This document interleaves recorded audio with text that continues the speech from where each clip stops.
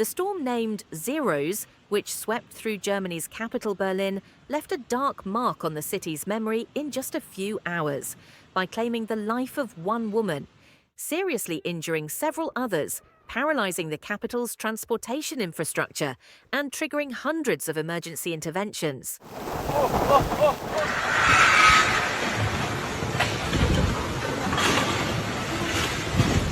According to initial statements from the Berlin Fire Department and the Northwest Regional Control Center, the storm intensified starting Monday afternoon and reached its peak during the early evening.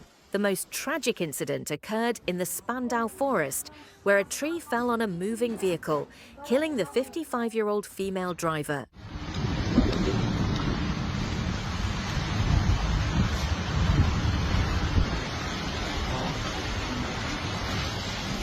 The storm did not stop at a single fatality. Several people across Berlin were severely injured. In the Zehlendorf district, a cyclist on Clayallee collided with a tree and sustained life-threatening injuries. In western Spandau, another tree fell onto a car, seriously injuring one person who was transported to the hospital. In the Tegel forest, falling branches caused serious injuries to another individual. Fire department sources confirmed that a total of 3 people were hospitalized with severe storm-related injuries.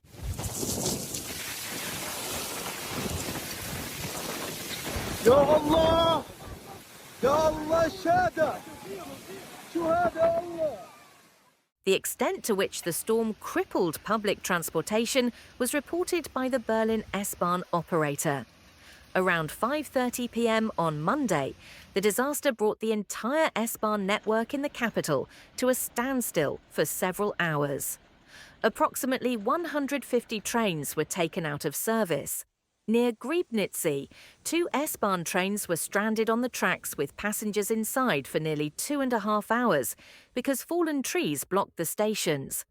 Although some lines resumed service on Tuesday morning, many routes were still experiencing delays and cancellations. Only the Ringbahn and the S47 line remained unaffected.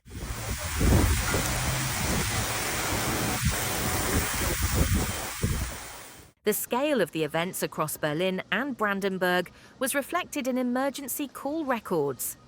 In Berlin alone, over 500 emergency calls were made in just an hour and a half. In the state of Brandenburg, hundreds of incidents were also reported. More than 350 emergency operations were carried out in regions such as Havelland, Potsdam, Mittelmark, and Teltow-Fleming. In Brandenburg and Der Havel, numerous trees and large branches fell onto homes, vehicles, and roads due to the storm. At least 2 cars were rendered unusable, and 2 houses suffered significant roof and facade damage. In Potsdam, 120 incidents were recorded in just 4 hours. Temperatures dropped noticeably on Monday following Sunday's heat wave. Meteorologists reported wind speeds of up to 108 kilometers per hour, 67 miles per hour, based on measurements taken at the Free University of Berlin, clearly reflecting the storm's intensity. This corresponds to force 11 on the Beaufort scale, which is considered hurricane-strength wind.